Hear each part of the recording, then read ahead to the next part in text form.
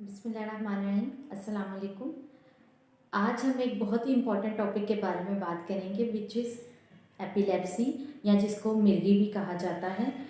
हम बात करेंगे कि मिर्गी के क्या क्या है, मिर्गी का दौरा कैसे पड़ता है या इसकी क्या अलामात हो सकती हैं या इसकी कौन सी ऐसी कॉम्प्लेक्सिटीज़ या पेचीदगियाँ हैं जो इस बीमारी में होती हैं। और सबसे इम्पॉर्टेंट हम इसके ट्रीटमेंट पर बात करेंगे, क्या इसका ट्रीटमेंट वाकई हो जाता है, बंदा ठीक हो जाता है, और इसमें इसके ट्रीटमेंट और बाकी अलामतों में जो मिथ्स बने हुए हैं उस पर हम बात करेंगे। मेरा नाम आमना गफूर है और मैं एज अ क्लिनिकल साइकोलॉजिस्ट काम कर रही हूँ।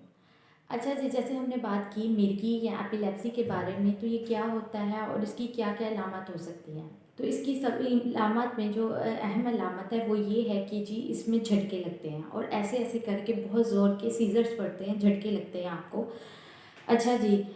इसमें जी क्या होता है जी, इसकी वैसे तो बहुत सी इकसाम है लेकिन जो सबसे अहम किस्म है उसको हम ओवरऑल देख लेते हैं, जिसको हम जनरलाइज्ड एपिलेप्सी कहते हैं। उसमें क्या होता है जी, सर से लेके पाँव तक झटके महसूस होते हैं। अगर हमने जिस झटके में और बहुत ज़ोर की ऐसे ऐसे करके झटके महसूस होते हैं इंसान के जिस्म में। और अगर हम जिस्म की बात कर रहे हैं तो ख़ास तौर पर बाजू, हाथ और जो आपकी टांगें हैं वो अकड़ जाती हैं। और फिर एक जर्क पड़ने के बाद एक मैनिक फेज़ आता है जिसमें दोबारा से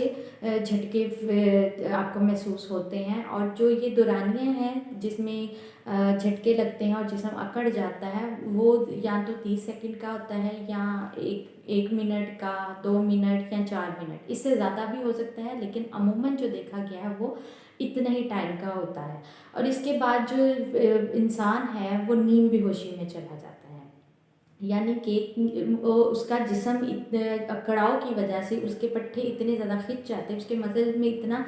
स्ट्रेस आ जाता है जिसकी वजह से, और वो उसका जिस्म इतना एग्जॉस्ट हो चुका होता है कि वो नींद बेहोशी में चला जाता है। और तो फिर बंदा जो है जी आधा घंटा, घंटा, पौना घंटा, 2 घंटे इजीली लेटा रहता है।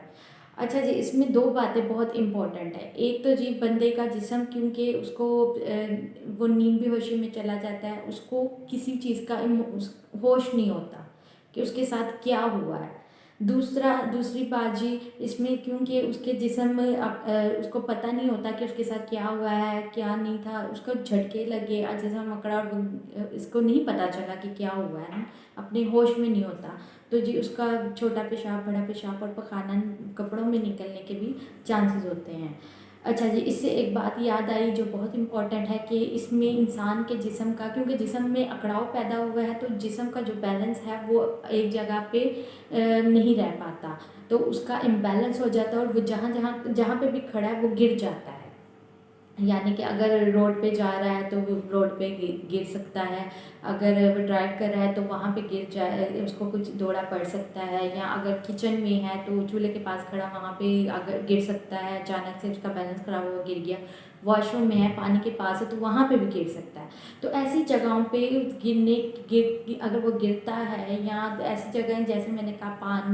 पानी के पास है या आग के पास है या ड्राइव कर रहा है, बाहर सड़क पे है तो वहीं पे गिर गया है, तो ऐसी जगहों पे ज़्यादा नुकसान होने के चांसेस होते हैं, क्योंकि इंसान का बैलेंस ख़राब हुआ, दौड़ा पड़ा, जिस्म अकड़ गया, वहीं पे बैलेंस ख़राब हुआ और वहीं पे जब गिरा है, तो ऐसी जगहों पे नुकसान जिस्मानी तौर पर होने के ज़्यादा चांसेस होते हैं। और बहुत ज़्यादा अमूमन तौर पर भी कई दफ़ा ज़्यादा नुकसान हुआ तो खुदा ना खास्ता इंसान की डेथ भी वाक़या हो सकती है या वो फौत भी हो सकता है, तो ऐसी जगहों पे नुकसान होने के ज़्यादा चांसेस होते हैं। तो ये है जी मिर्गी, जिसको हम लोग एपिलेप्सी भी कहते हैं। अब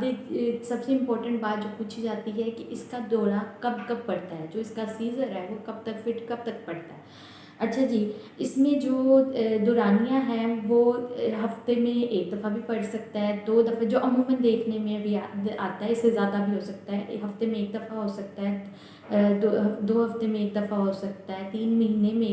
में एक दफ़ा हो सकता है, या 3 महीने में भी अगर एक दफ़ा होता है तो हमें उतना ही उसको सीरियस लेने की ज़रूरत होती है। क्योंकि देखें, अगर बंदा ड्राइव कर रहा है तो वहीं पे अगर वो गिर गया है दौरा पड़ने से तो उसको नुकसान होने के चांसेस होते हैं। अगर कहीं इस तरह घर में है या किचन में है, वॉशरूम में, किसी ऐसी जगह पे है जहाँ पे नुकसान होने के ज़्यादा जिस्मानी है, तो वहाँ पे खुदा ना खास्ता अगर मौत वाक़या हो जाए तो हमें उतना ही मिर्गी को सीरियस लेने की ज़रूरत होती है। तो ये है जी मिर्गी, जिसके बारे में हमने बात की, जिसको हम एपिलेप्सी भी कहते हैं, जिसमें सीजर्स पड़ते हैं, जर्स पड़ते हैं। इसकी और भी बहुत सी इकसाम हो सकती हैं। जैसे कि हमने तो जनरलाइज्ड के बारे में बात किया कि जनरलाइज एपिलेप्सी क्या होती है, तो उसमें हमने जनरलाइज एपिलेप्सी के बारे में बात की। उसके अलावा पार्शली एपिलेप्सी भी हो सकती है, यानी कि जिस्म के किसी एक हिस्से में झटके महसूस करना, या इसके अलावा रवैयों की वजह से भी एपिलेप्सी हो सकती है, तो उस पर हम मज़ीद बात करेंगे। अभी के लिए हम जनरलाइज पे रहते हैं। अच्छा जी, अब मिर्गी का दौरा क्यों होता है और उसकी क्या वजूहात है? अच्छा जी, हमारा जो दिमाग है वो एक तारों का, उसे गुच्छा कहते हैं, गोल सा गुच्छा बना हुआ है, जिसे हम बहुत ही पेचीदा चीज़ भी कहते हैं। इसमें बहुत से न्यूरोट्रांसमीटर्स काम कर रहे हैं, यानी कि कुछ असाब जिन्हें हम न्यूरॉन्स या नर्व्स कहते हैं, वो आगे करंट, इलेक्ट्रिक करंट फ्लो करते हैं, जो कि सर्कुलेट होता है। और कुदरत की तरफ से इसका बहुत बड़ा मैकेनिज़्म बनाया गया है कि एक तार दूसरी तार से जुड़ी हुई है, और इसका एक बहुत बड़ा सिनॉप्सिस बनाया गया है, और इस सिनॉप्सिस का भी इसमें कोई मैकेनिज़्म बना हुआ है कुदरत की तरफ से। तो जो एक न्यूरॉन है दूसरे न्यूरॉन को सिग्नल फराहम करता है, और इसका भी अपना ही कोई मैकेनिज़्म बना हुआ है, इसलिए इसको हम बहुत ही पेचीदा चीज़ या एक गोल सा गुच्छा कहते हैं। तो इसमें जी किसी भी, जैसे क्योंकि हम इसे तारों का गुच्छा कहते हैं, इसमें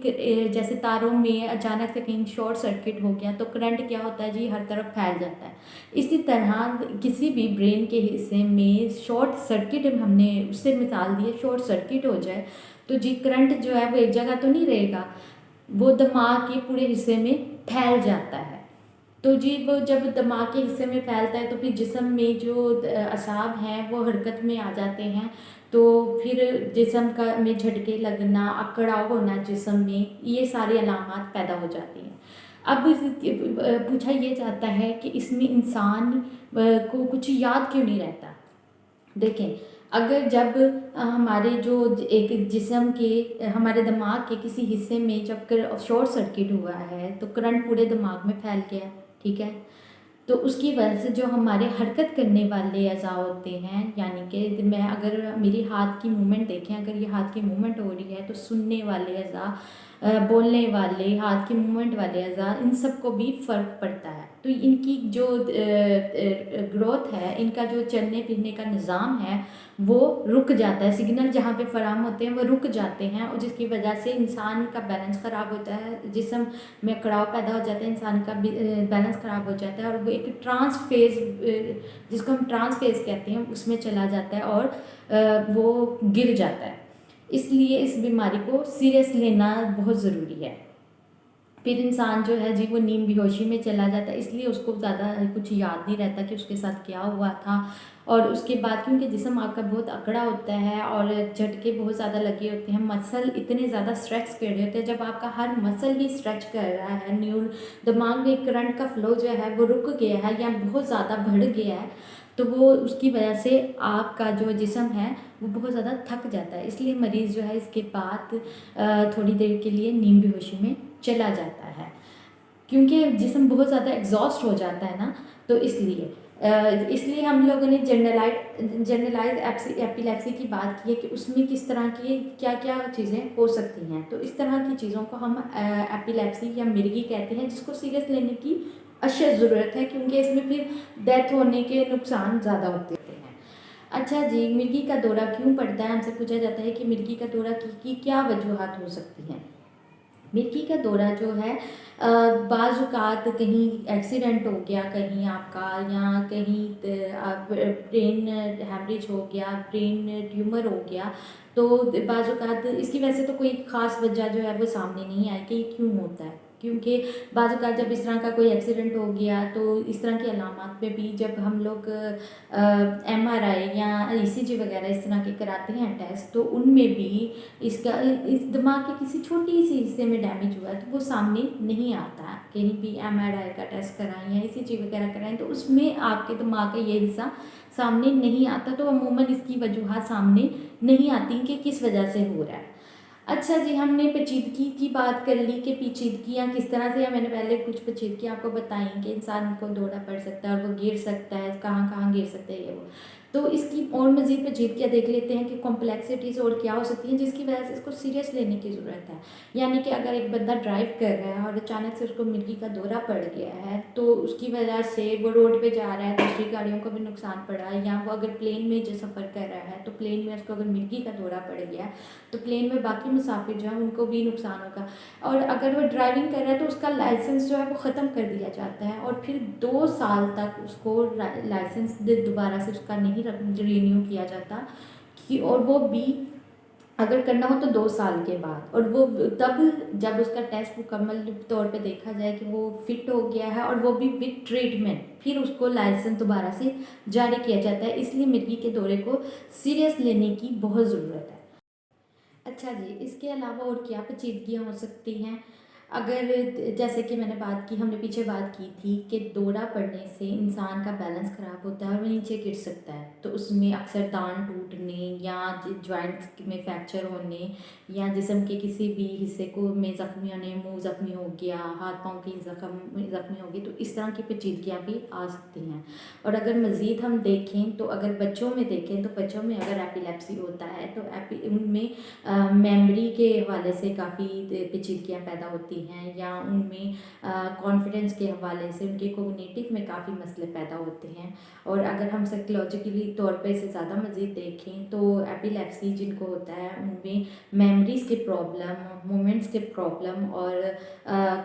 फिर स्ट्रेस क्योंकि बहुत ज़्यादा होता है तो डिप्रेशन की वजूहात बनती हैं, और साथ में उनका कॉन्फिडेंस लेवल ख़राब होता है, चीज़ों को याद करने में, इस तरह की पेचीदगियों में मसाइल पैदा होते हैं। तो इसको इस तरह से भी सीरियस लेने की बहुत ज़रूरत है। अब बात कर लेते हैं इसके मोस्ट इम्पॉर्टेंट हिस्से पे, इसके ट्रीटमेंट पे। इसके ट्रीटमेंट, इसका क्या ट्रीटमेंट हो सकता है? अच्छा जी, जब हम इसके ट्रीटमेंट पे बात करते हैं तो सबसे पहले कुछ हमारे सोसाइटी में मिर्गी के हवाले से कुछ मिथ्स बने हुए हैं, पहले उन पे बात कर लेते हैं जी। कहा जाता है, जो बहुत बड़ा एक कहा जाता है, 2-3 कहा जाते हैं, उन पे बात कर लेते हैं जी। अगर मिर्गी का दौरा पड़ा है तो इसको जूता सूंघा दें, कोई लकड़ी सूंघा दें, या फिर इसका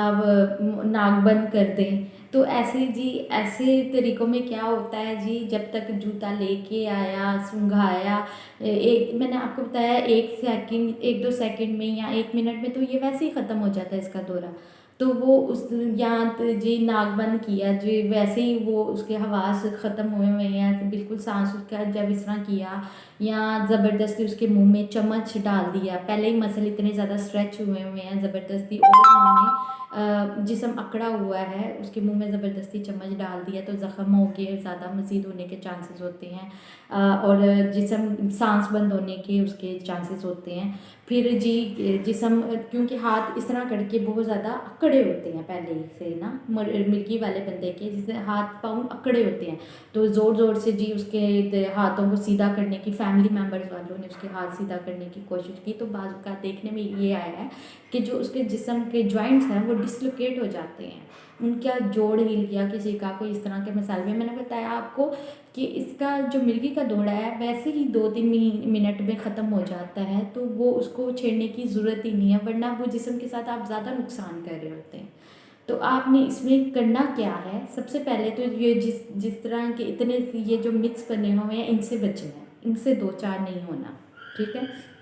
क्योंकि ये दौरा वैसे ही 1 सेकंड, 2 मिनट या 1 मिनट में वैसे ही ख़त्म हो जाता है, तो आपने इसमें करना कुछ नहीं है। मिर्गी के दौरे में तो फिर क्या करना चाहिए, फैमिली वालों का क्या काम है, अगर मिर्गी का दौरा पड़ा है तो उसमें उस दौरान आप क्या कर सकते हैं? क्योंकि मैंने बताया कि इस मिर्गी का जो दौरा है आप चाहे कुछ भी कर लें, इसने अपनी एक ड्यूरेशन जो है, एक जो 1 सेकंड की, 2 सेकंड की, 1 मिनट की, इस तरह की ड्यूरेशन तक इसने जाना ही जाना है, उसके बाद बंदा नॉर्मल होता है। तो वो उस दौरान आपने क्या करना जी, कुछ भी नहीं करना। ना कोई दांत के मुंह में चम्मच डालना है जिससे दांत टूटने का खतरा हो, या जॉइंट्स को सीधा करना है जिससे वो हाथ पाँव को अकड़े हुए हैं तो उनको सीधा करना है। ये ना हो कि बाज़ उसमें फिर जी वो मैंने बताया कि जॉइंट्स जो है वो डिसलोकेट होने का खतरा होता है, कोई फ्रैक्चर होने का खतरा होता है, क्योंकि इसने मिर्गी के दौरे ने अपना असर डालना ही डालना है। तो कोई जूता सुंघाने की ज़रूरत नहीं है, कोई लकड़ी सुंघाने की ज़रूरत नहीं है, कोई मुंह में पानी डालने की ज़रूरत नहीं है, इस तरह के काम करने की ज़रूरत नहीं है, क्योंकि अब बाज़ औक़ात आपने पानी डाला तो किसी सांस की नाली में चला गया तो वो नुकसान होता है। तो फैमिली वाले क्या कर सकते हैं जी, जैसे ही मिर्गी का दौरा पड़ा है, आप ये करें कि अगर बंदा ज़मीन पे लेटा हुआ है तो उसको उठा के किसी बेड वगैरह पे लेटा दें, चारपाई वगैरह पे लेटा दें, या अगर वो जैसे वो सीधा अकड़ गया, उसका जिस्म सीधा लेटा हुआ है तो आप उसको करवट दे के लिटा दें। कि बाज़ औक़ात जो कि जब सलाइवा जो मुंह में सलाइवा आया होता है, थूक आया होता है, वो बाज़ औक़ात जब बंदा दोबारा से अपनी असली हालत में आता है तो सांस की नाली में जाने का खतरा होता है, या अगर उसको वॉमिट आ रही है उसके बाद तो उसमें वॉमिट दोबारा से अंदर जाने का भी खतरा होता है। तो इसलिए घर वाले क्या कर सकते हैं जी, इस हालत में कोई किसी किस्म की अपनी तरफ से तदबीर ना करें, ना कोई उसके मुंह में चम्मच डालें या जूता सुंघाएं, या उसको जी हाथ पाँव सीधा करने की कोशिश करें कि उसको क्या हो गया है, परेशान हो गया, इस तरह का कुछ भी ना करें। बस आप ये कर सकते हैं कि उसे उठा के ऊपर लिटा दें और करवट दे के एक तरफ को लिटा दें, ताकि पानी जो सलाइवा वगैरह है या उल्टी वगैरह उसके सांस की नाली में ना जाए। क्योंकि मैंने बताया कि ये जो मिर्गी का दौरा है, इसने अपना वक्त दौरानिया लेना ही लेना है, तो फिर उसका ठीक होने का इंतज़ार कर लें। फिर एक इम्पॉर्टेंट बात पूछी जाती है जी, क्या ये मिर्गी के दौरे जो हैं वो ख़त्म हो जाते हैं, सीज़र जो पड़ते हैं हमें वो ठीक हो जाते हैं? तो इसका बहुत अहम जवाब है, हमने जो कि अमूमन खुद भी देखा है कि हाँ जी, ख़त्म हो जाते हैं। आजकल हम जो मार्केट है उसमें बहुत सी ऐसी स्टैंडर्डाइज जो हैं दवाइयाँ आ गई हैं, जिसके जो कि इंसान एक वक्त तक लेता रहता है तो उसका वो मिर्गी के दौरे जो है कंट्रोल में रहते हैं। यानी कि आप इस मामले में किसी साइकेट्रिस्ट से कंसल्ट कर सकते हैं जो आपको दवाइयाँ लिख के दे सकें, और उसकी आप उसको पूरी कंडीशन बताएं, तो फिर वो उसका लोग हमसे दौरानिया भी पूछते हैं कि इसका कितना दौरानिया हो सकता है। तो इसका दौरानिया कुछ इस तरह से हो सकता है कि आपको हो सकता है अगर साल में एक दफ़ा भी आपको फिट पड़ रहा है तो उसको उतना ही सीरियस लेने की ज़रूरत है। क्यों सीरियस लेने की ज़रूरत है, वही बात आ गई कि अगर गाड़ी चला रहा है या ट्रैफिक में है या किसी ऑफिस में काम कर रहा है या कहीं पे काम कर रहा है तो दूसरे लोगों का नुकसान होने की भी ज़रूरत है। तो दवाइयाँ क्या करती है जी, आप ये बाज़ औक़ात तो इस तरह का साइकेट्रिस्ट वगैरह जो है या कोई भी डॉक्टर है वो क्या करते हैं जी, एक दवाई देते हैं और उसी दवाई को जैसे जैसे फिट की शिद्दत ज़्यादा होती जाती है उसका जो लेवल है दवाई का वो बढ़ाते जाते हैं, डोज बढ़ाते जाते हैं और उसी से ही आगे कंटिन्यू करते हैं। या एक दवाई के साथ दूसरी दवाई अगर देखा कि फिट्स नहीं ठीक हो रहे या उसका जो मुर्गी का दौरा वो नहीं ठीक हो रहा तो उसके साथ दूसरी दवाई ऐड कर दी। तो या अमूमन इसी तरह देखा गया कि एक ही दवाई से उसको फेस को चलाते रहते हैं जब तक कि फिट नहीं ठीक होते, उसका मिर्गी का दौरा या उसके सीजर्स नहीं ठीक होते। अच्छा जी, दवाई कब बंद कर देनी चाहिए? अगर बंदा ठीक भी हो जाते हैं और दवाइयाँ बंद भी हो जाती हैं, वो कब हो जाती हैं जी, अगर देखा कि 1 साल या 2 साल में इंसान को कोई इस तरह का दौरा नहीं पड़ा या कुछ भी नहीं हुआ तो इंसान वो दवाइयों की मिकदार कम कर सकता है या उसको बिल्कुल ही ख़त्म कर सकता है। लेकिन अगर इसको पहले ही फेज़ में पकड़ लिया जाए बीमारी को तो फिर उसको दवाइयाँ भी कम खानी पड़ती है, ड्यूरेशन भी कम लगती है। लेकिन अगर जैसा कि बंदा आया ही इस तरह के फेज़ में कि फिर जो उसका दौरा है, दौरे की शिद्दत बहुत ज़्यादा हो गई है तो फिर उसमें जी दवाइयाँ भी बहुत ज़्यादा खानी पड़ती हैं और फिर वह की वो सारा मरहला बहुत शदीद चलता है। लेकिन इंसान अगर वो दवाइयाँ अच्छी तरह से कंटिन्यू रखे और प्रिस्क्राइब डॉक्टर के कहने पे ड्यूरेशन के मुताबिक खाता रहे, सुबह शाम या जिस तरह से भी डॉक्टर उसको प्रिस्क्राइब करे खाता रहे तो वो उसके ठीक होने के चांसेस बढ़ जाते हैं। फिर उसके बाद जी क्लिनिकल साइकोलॉजिस्ट का मरहला आ जाता है जिसमें जी उनके मेमोरीज़ और उनके डिप्रेशन और स्ट्रेस का इलाज किया जाता है, उनके कोग्निशंस पे काम किया जाता है और वो बाकी सारा मरहला उसके बाद दवाइयों वाले फ़ेज़ के सिस्टमेटिक फ़ेज़ के बाद आता है। बाकी आपको अगर किसी को भी इस तरह का कोई मिर्गी का दौरा पड़ता है या कुछ भी है, तो उसके लिए आप क्या वक्ती तौर पे तदाबीर कर सकते हैं ख़ानदान वाले, या क्या सपोर्ट कर सकते हैं, इसमें क्या सपोर्टिव उनका रोल रह सकता है, उसके बारे में भी हमने बात कर ली। इस वीडियो से मैंने आपको बताया कि मिर्गी का दौरा आखिर होता क्या है और इसमें क्या क्या लामा ज़ाहिर होती हैं। बाकी मुझे अपनी दुआओं में याद रखिएगा, मेरे चैनल को सब्सक्राइब कीजिएगा, और ताकि आपको इस तरह की मज़ीद वीडियो मिल सके, ताकि एक मेंटल अवेयरनेस जो हमारी सोसाइटी में उसको भी रेज़ किया जा सके कि आखिर लोगों में बीमारियां किस तरह से रन हो रही हैं, लोग उसको कैसे कम्प्लेक्सिटी में डाल रहे हैं या अपने लिए कैसे पेचीदा बना रहे हैं। तब तक के मुझे अपनी दुआओं में याद रखिएगा। अल्लाह हाफिज़।